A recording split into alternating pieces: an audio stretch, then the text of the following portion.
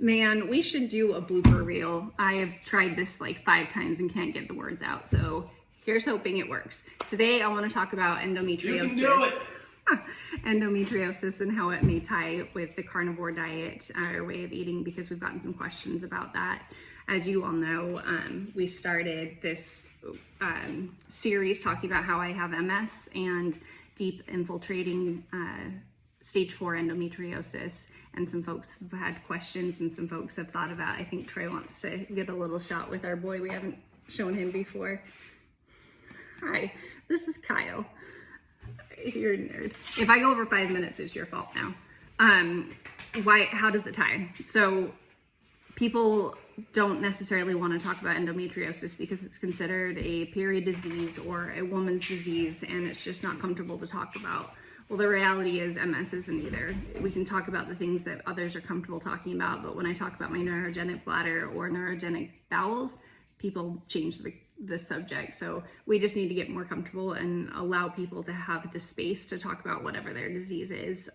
Whether you get it or whether you don't, we should all keep trying. So all that to say, endometriosis is the kind of a conversation people don't want to have. So we're going to have it today, and anything that you want to talk about that we don't get to within the 5 minutes plus whatever 20 seconds Troy owes me now, I'm happy to talk about it anytime with any of you.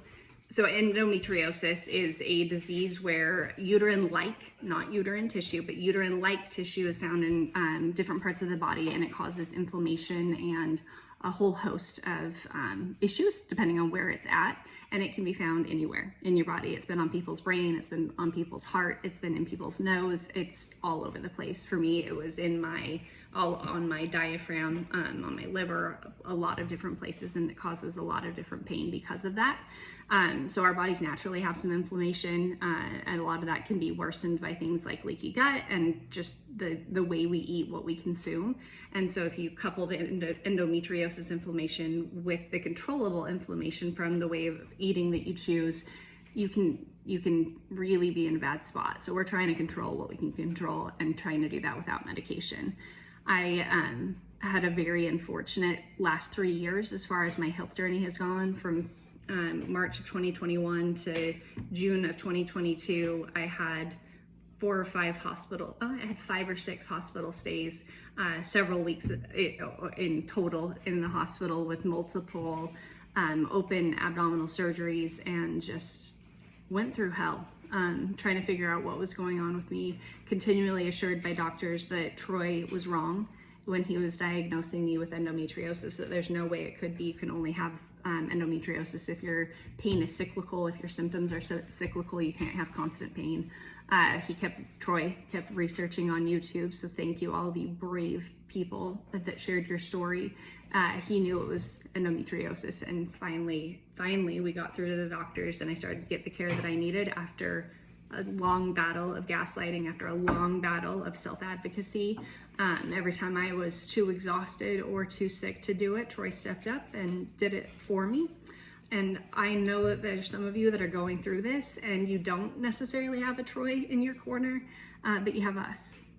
So keep fighting, keep pushing, keep asking for a diagnosis if you have issues such as pain in your abdomen, pain in your pelvic area, a lot of pain associated with your cycle, infertility.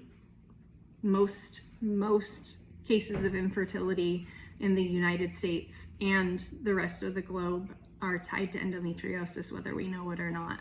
1 in 10 women are diagnosed with endometriosis, and that's just those that are diagnosed. 1 in 9. They are saying 1 in 9, yeah.